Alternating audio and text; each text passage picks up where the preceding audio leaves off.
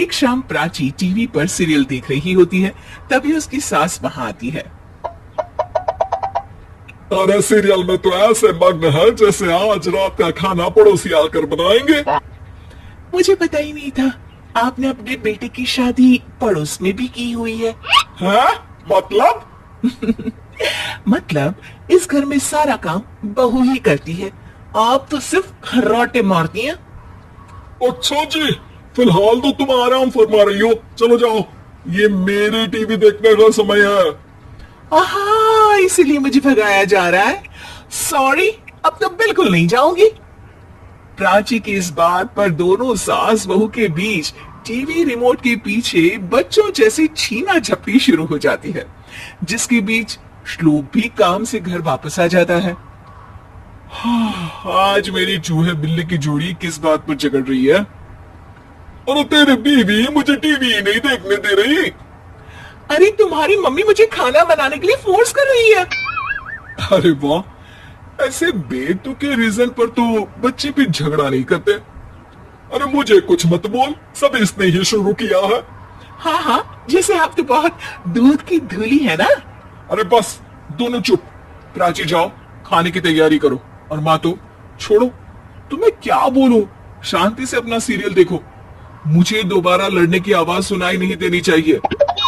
ऐसा बोलकर श्लोक वहां से चला जाता है, जिसके पीछे पीछे प्राची भी कुछ न कुछ बड़बड़ाते हुए रसोई में चली जाती है। हाँ हाँ, सासू जी को तो कुछ बोलेंगे ही नहीं, बस मुझ पर ही हुक्म चलता है, खाना बनाओ, जैसे मैं इनके घर में खाना बनाने के लिए आई हूँ। इसी तरह शाम बीतती है और रात को श्लोक और प्राची की सास खाना खाकर सोने चले जाते हैं, लेकिन प्राची गुस्से में कुछ खाए बिना काम में ही लगी रहती है। इस घर में किसी को घंटा फिक्र नहीं पड़ता, मैं खाऊं या भूखी रहूं। प्राची कुछ देर के लिए रसोई से बाहर जाती है और जैसे ही वापस आती है तो वहां दूध का भरा ग्लास देखकर हैरान रह जाती है। फिक्र पूरी है, बस दिखाना नहीं है। प्राची दूध पीकर सोने चली जाती है और अगली सुबह एक बार फिर सास बहू का कार्टून नेटवर्क स्टार्ट हो जाता है। ये तुमने ही किया है। अरे अजीब जबरदस्ती है, मैं बोल रही हूँ मैंने कुछ नहीं किया।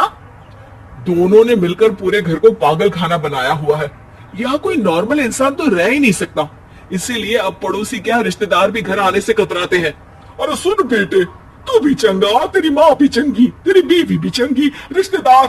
हाँ जी, आपको नहीं पता क्या, गंगाधर ही शक्तिमान है, रिश्तेदार ही। हाँ हाँ, बस समझ गया। कभी जानवरों जैसे लड़ेंगी तो कभी जुगलबंदी करेंगी। भाई मैं आप दोनों के बीच में नहीं फंसना चाहता। सास बहू की इस मनमौजी जोड़ी से परेशान होकर श्लोक अपना सिर खुजलाता वहां से चला जाता है। चलो अब मैं भी कीर्तन में जा रही हूँ। इस पर जैसे ही सास कमरे में अपना पर्स लेने जाती है तो वहां नाश्ते की प्लेट रखी देख मुस्कुराने लगती है और नाश्ता करके घर से बाहर निकलते हुए कुछ पैसे टेबल पर रख जाती है, जिसकी कुछ देर बाद सिलेंडर वाला घर आता है। ओ मोरी मैया, मैं सिलेंडर के बारे में तो बिल्कुल भूल ही गई थी। घर खर्च के सारे पैसे भी मम्मी के पास है और श्लोक से बोला तो उल्टा 4 बात सुनाएंगे। प्राची ये सोच ही रही होती है कि अचानक उसका चेहरा चमक उठता है और वो घर में आकर इधर उधर देखने लगती है। तभी उसकी नजर टेबल पर रखे पैसों पर पड़ती है, जिन्हें वो सिलेंडर वाले को दे देती है। ये सब श्लोक देख लेता है। अच्छा बेटे, इतना बड़ा घोटाला, सबके सामने मैं तेरी दुश्मन और पीठ पीछे तेरी मेरी यारी। इस पर श्लोक एक प्लान बनाता है और शाम को सब एक साथ बैठे होने पर बोलने लगता है। माँ, तुम दोनों की बहुत लड़ाई होती है, इसलिए मैं सोच रहा हूँ कि प्राची को उसके घर छोड़ाऊं, इससे वो भी खुश रहेगी और तुम भी। अचानक श्लोक की ये बात सुनकर सास बहू शौक से उसकी तरफ देखती है। अरे ऐसे कैसे घर छोड़ाओगे, मुझे कहीं नहीं जाना। अरे तुमने बोला नहीं पर मैंने सुन लिया, तुम्हें मम्मी के साथ रहना अच्छा नहीं लगता, मुझे पता है। अरे वो हरे, जब बहू खुद कुछ काम बोले तो वो तुझे सुनता नहीं, और अब जो इसने बोला ही नहीं वो तो समझ गया। जब उसे नहीं जाना तो फिर जबरदस्ती क्यों कर रहा है?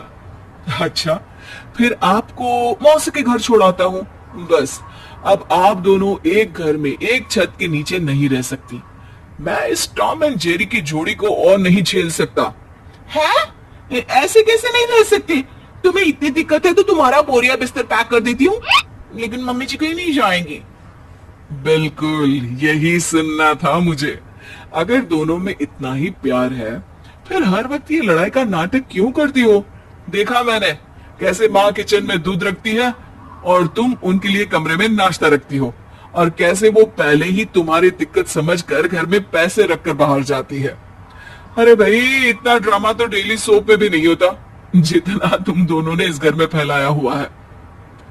तू हमें टॉम एंड जेरी बोलता है ना, तो याद कर वो दोनों भी एक दूसरे को बाहर वालों की बुरी नजर से बचाने के लिए हमेशा सबके सामने लड़ते थे, लेकिन अकेले में दिक्कत के समय मदद भी तो करते थे। बस हमारा रिश्ता भी कुछ ऐसा ही है। और वैसे भी अगर सास बहू में तू मैं नहीं होती तो दुनिया वालों को कहानियां कैसे मिलेंगी?